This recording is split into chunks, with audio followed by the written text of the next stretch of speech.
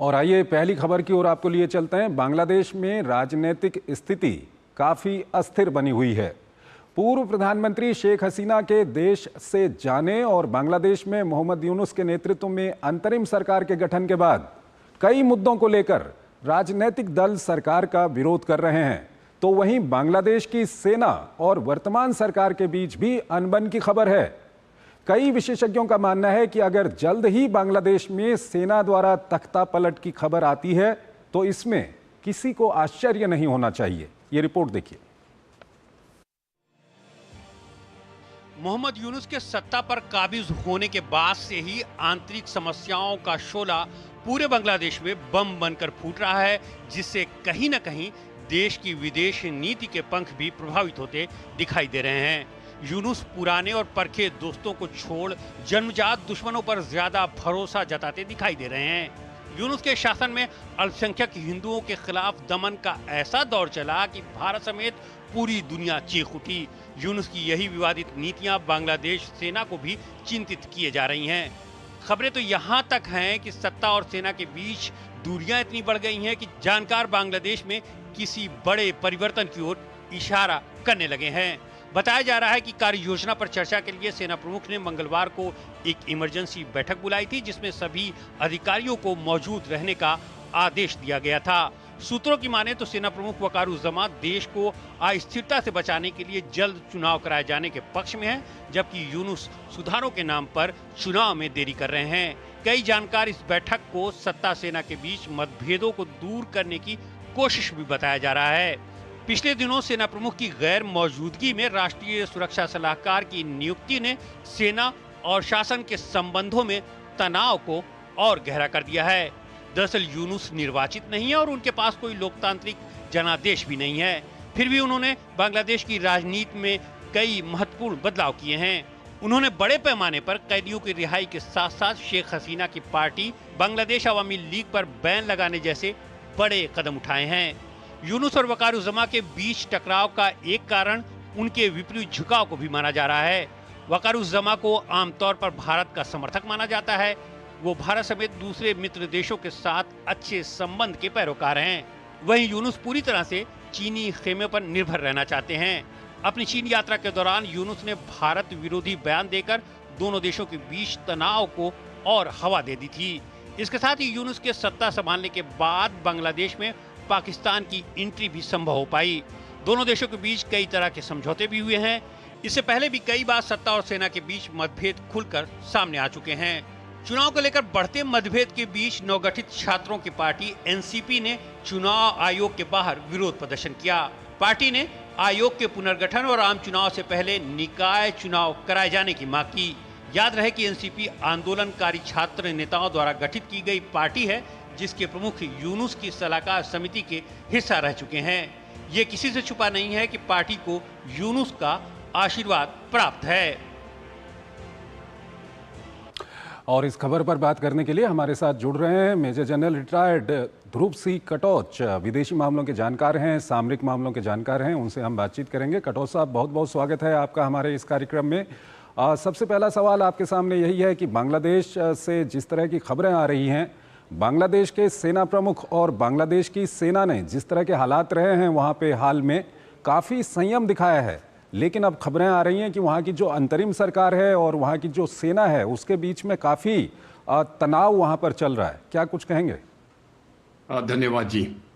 देखिए, मैं शुरू करना चाहता हूँ, जो यूनुस साहब जो है वो एक ह्यूमैनिटेरियन कॉरिडोर बनाना चाहते हैं और ये यूनाइटेड स्टेट्स के प्रेशर के ऊपर वो बनाना चाहते हैं। इस बेसिकली मतलब है कि जो रोहिंग्या है उनको एक तरफ से सपोर्ट मिल जाए वापस अपने घर जो म्यांमार में है वहां पर जाने के लिए, तो वहां पर वो ह्यूमैनिटेरियन कॉरिडोर की बात हो रही है। इस पे अमेरिका का ये फायदा है, वो जो अराकान आर्मी है अमेरिका उसकी मदद करना चाहता है और जो मौजूदा सरकार है, मिलिट्री सरकार है म्यांमार, और उसके विरुद्ध कार्रवाई हो जाएगी। फिर अभी जो सेना अध्यक्ष हैं बांग्लादेश के, वो चाहते हैं कि ये कार्रवाई ना हो, क्योंकि उनको मालूम है कि अगर इस प्रकार की कार्रवाई हो जाएगी तो बांग्लादेश की जो आर्मी है वो सीधे भिड़क जाएंगे म्यांमार की जो या तो वो जो ग्रुप्स हैं अरकान आर्मी जैसे या उनकी सेना के साथ, और वो नहीं चाहते हैं क्योंकि बांग्लादेश की स्थिति नहीं है एक लंबा लंबा कोई कॉन्फ्लिक्ट किसी दूसरे देश के साथ करने के लिए। तो बेसिकली झगड़ा इस बात का हुआ है अभी। पहले तो खैर पहले से ही काफी टेंशन चले हैं, जिस प्रकार से उन्होंने नेशनल सिक्योरिटी एडवाइजर बनाया, और वो भी पहले उस आदमी को बनाया जो रोहिंग्या की देखभाल करता था, और तब बनाया जबकि सेना अध्यक्ष बांग्लादेश के सेना अध्यक्ष थे वो देश के बाहर थे। अब जाके जब सेना अध्यक्ष ने जो बातचीत की है अपने पूरे अफसरों के साथ, और उन्होंने ये कहा है कि हम इन मामलों में नहीं घुसेंगे, जिस प्रकार से ह्यूमैनिटेरियन कॉरिडोर की बात कर रहे हैं, उन्होंने साफ कर दिया अपने अफसरों को कोई नहीं करेंगे, और बांग्लादेश के सभी अफसर इसके लिए बहुत खुश हैं, बहुत तालियां बजी। दूसरी बात उन्होंने कही कि अगर इस प्रकार के डिसीजन लेने हैं तो एक इलेक्टेड गवर्नमेंट ही ले सकती है, और इसलिए जल्दी इलेक्शन करवाए।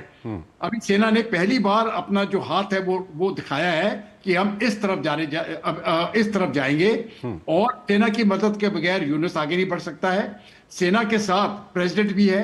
तो मुझे लगता है कि अभी ये पॉलिटिकल सिचुएशन जो है इसमें बहुत गर्मी पकड़ रही है इस समय पर, और आगे देखेंगे कि क्या होता है। लेकिन इस समय पर बहुत अच्छे विषय पर आए हैं, क्योंकि बांग्लादेश की आर्मी ने अपना रवैया साफ कर दिया है कि वो किसी देश के साथ इस प्रकार के फॉरेन पॉलिसी मामले में बिल्कुल घुसना नहीं चाहते हैं।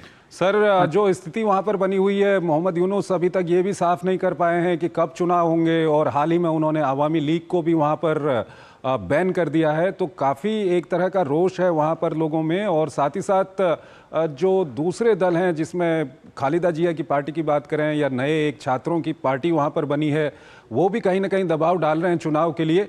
लेकिन इस सब के बीच सवाल ये उठता है कि मोहम्मद यूनुस का अगर यही रवैया रहा तो कई लोग ये शक जता रहे हैं कि वहाँ पर तख्तापलट कर सकती है बांग्लादेश की सेना। ये कितना संभव है?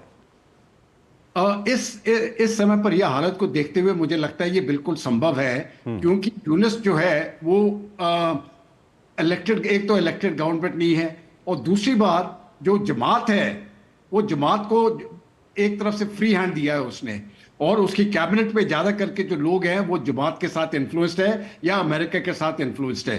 तो बांग्लादेश के इंटरेस्ट जिस प्रकार से वो लोग चाहते हैं वो नहीं हो रहे हैं। इसके साथ ही जो बांग्लादेश की अंदरूनी हालत है, अभी अवामी लीग को बैन कर दिया गया है, कीमतें वहां पर महंगाई ज्यादा बढ़ रही है, ट्रेड के मामले में जो भारत के साथ उन्होंने प्रॉब्लम किए हैं, नुकसान ज्यादा करके बांग्लादेश को उठाना पड़ रहा है। दुनिया की हालत जिस प्रकार से प्रेसिडेंट ट्रंप ने टैरिफ लगाए हैं उसका भी असर बांग्लादेश के ऊपर जा रहा है, क्योंकि उनका ज्यादा करके एक्सपोर्ट क्लोथिंग आइटम्स का है। तो सभी चीजों को देखते हुए बगैर एक स्थिर और समझदार सरकार ये बांग्लादेश की तकलीफें बढ़ती जाएंगी। इसलिए मुझे लगता है कि या तो अगर ये सुधरता नहीं है, यूनुस साहब अगर सुधरते नहीं है, तो मुझे लगता है ये तख्ता पलट हो जाएगी, सेना पावर ले लेगी और एकदम इलेक्शन अनाउंस होंगे। और जब ये इलेक्शन अनाउंस होंगे तो दोनों पार्टियों को बिल्कुल फ्रीडम होगा इलेक्शन में साथ लेने का। एक तो अवामी लीग जो शेख हसीना की पार्टी है, और दूसरा पीएनपी जो दूसरी उसकी पहले ऑपोजिशन पार्टी रही है बेगम खालिदा बेगम जिया की। तो ये दोनों पार्टियां, और उसके बाद ठीक है वो छात्र भी आ सकते हैं, कोई भी और भी आ सकता है, लेकिन मुझे लगता है कि एक बार ये पॉलिटिकल प्रोसेस होना बहुत जरूरी है। और जब सेना अध्यक्ष ने पूरा अपना जोर इसके पीछे लगा दिया है, तो मुझे लगता है अभी प्रेसिडेंट यूनुस को या तो ये कराना पड़ेगा या तो उसको हटना पड़ेगा। सर, आपके पास इसका अच्छा अनुभव है, इसलिए एक सवाल ये भी जानना चाहेंगे कि बांग्लादेश की जो आर्मी का स्ट्रक्चर है उसको लेकर के आप क्या कुछ कहेंगे? क्या पूरी की पूरी जो सेना है वो आर्मी चीफ के पीछे खड़ी हो जाएगी वहां पर? इस समय पर मुझे लगता है कि जो आर्मी जो बांग्लादेश की फौज है वो पूरी तरह से पीछे खड़ी होगी इस समय पर, क्योंकि जो मुद्दे उठाए हैं सेना अध्यक्ष ने वो बिल्कुल साफ है। और वो मुद्दा है कि हम वो ह्यूमैनिटेरियन कॉरिडोर, बात वहां से शुरू हुई कि वो हम होने नहीं देंगे जब तक इलेक्टेड गवर्नमेंट ना आए। और ह्यूमैनिटेरियन कॉरिडोर का मैंने आपको शुरू में बता दिया है वो क्यों चाहते हैं। वो अमेरिका चाहता है ह्यूमैनिटेरियन कॉरिडोर ताकि वो म्यांमार की सरकार के ऊपर दबाव डाल दे, और ये बांग्लादेश समझता है कि अगर ये हो जाएगा तो वो एक लड़ाई में इन्वॉल्व हो जाएंगे जो उनकी लड़ाई नहीं है। और मुझे नहीं लगता कि बांग्लादेश आर्मी ये करना चाहती है। इसलिए जब सेना अध्यक्ष ने आज उनके अफसरों को एड्रेस किया तो सभी अफसर उसके साथ थे। तो मुझे लगता है कि एक तरफ से ये सहमति हो गई है और जो चीफ है बांग्लादेश आर्मी के, वो इस प्रकार का कदम नहीं लेते अगर उसके पास वो सपोर्ट जिस तरह वो सपोर्ट सोच रहे हैं, वो सपोर्ट नहीं होता है। दूसरी बात, मुझे लगता है इस विषय के ऊपर भारत भी उनका सपोर्ट करेगा और चीन भी उनका सपोर्ट करेगा, क्योंकि चीन भी नहीं चाहता है कि ये ह्यूमैनिटेरियन कॉरिडोर आगे आ जाए या इसमें रीजनल इंस्टेबिलिटी मुझे लगता है बढ़ जाएगी। तो अगर रीजनल सिचुएशन देखें तो मुझे नहीं लगता है कि ये चीन वाली बात आपने काफी महत्वपूर्ण बताई। तो यहाँ पर एक सवाल ही आता है, अमूमन ये कहा जाता है कि जो मोहम्मद यूनुस हैं वो थोड़ा सा चीन और पाकिस्तान की ओर उनका झुकाव है, और जो आर्मी चीफ वहाँ पर हैं उनका भारत की ओर झुकाव है। तो क्या कुछ कहेंगे इस पर? देखिए, जहां तक सबसे पहले मैं चीन की बात लेता हूं। जहां तक चीन की बात है, जब शेख हसीना की भी सरकार थी, वो दोनों वो रिलेशनशिप को बैलेंस करना चाहती थी, भारत के साथ, चीन के साथ और अमेरिका के साथ। इसलिए शेख हसीना ने अमेरिका को भी अंदर नहीं आने दिया, क्योंकि अमेरिका जोर लगा रहा था कि सेंट मार्टिन आइलैंड उनको चाहिए। तो उस दबाव से वो दबाव उसने, जो भी अमेरिका ने किया, वो मानी नहीं। तो जो जियोपॉलिटिकल इंटरेस्ट है, मुझे लगता है इस समय पर, क्योंकि भारत भी नहीं चाहता कि कोई एक्सटर्नल पावर यहां पर आए, तो हमारे भी इंटरेस्ट है कि चीन और अमेरिका दोनों इस इलाके से बाहर रहे। जहां तक रहे पाकिस्तान की बात, ये बात बिल्कुल सही है कि पाकिस्तान जो वहां पर कई सालों से बाहर रहा है, एकदम अभी अंदर आ गया है, और ये भारत की सिक्योरिटी के लिए बहुत मुश्किल पैदा कर सकता है। जिस प्रकार से टेररिस्ट एक्टिविटी पाकिस्तान ने, एक तो मिसाल है जो पहलगांव के जो मर्डर किया उन्होंने, उसी प्रकार के अगर इनकाउंटर इस तरह भी हो जाए तो फिर हमारी मुश्किलें और बढ़ जाती है। तो भारत भी नहीं चाहता है कि पाकिस्तान और बांग्लादेश का उस प्रकार से नेक्सस हो जाए, क्योंकि ये नेक्सस एक ही चीज पर होगा, वो टेररिज्म पर ही होगा। दोनों टेररिस्ट एक्टिविटी वहां पर कराएंगे। इकोनॉमिक डेवलपमेंट तो ना तो पाकिस्तान के पास पैसा है, ना तो बांग्लादेश के पास है। तो इसके अलावा मुझे नहीं लगता कि कोई कुछ कर सकते हैं। वो सिर्फ एक फ्रंट भारत के विरुद्ध बनाना चाहते थे। ये अल्टीमेटली नुकसान सिर्फ बांग्लादेश को ही होगा, और मुझे लगता है बांग्लादेश की जो सेना है उसको मालूम है उसका नुकसान होगा, और उनकी पब्लिक को भी मालूम है उनका नुकसान होगा। तो ये सब चीजें देखते हुए मुझे लगता है कि जहां तक पाकिस्तान है, ज्यादा करके बांग्लादेशी खुश नहीं है जिस प्रकार से पाकिस्तान अंदर आया है, क्योंकि 1971 को वैसे लोग भूले नहीं है। जिस प्रकार से लाखों की तादाद में बलात्कार हुए और लोग मारे गए, वो पाकिस्तान आर्मी ने किया है। तो ये नहीं है कि वह एकदम जाके, क्योंकि दोनों देश मुस्लिम कंट्रीज है और एक गले मिल जाएंगे, वो होने वाला नहीं है।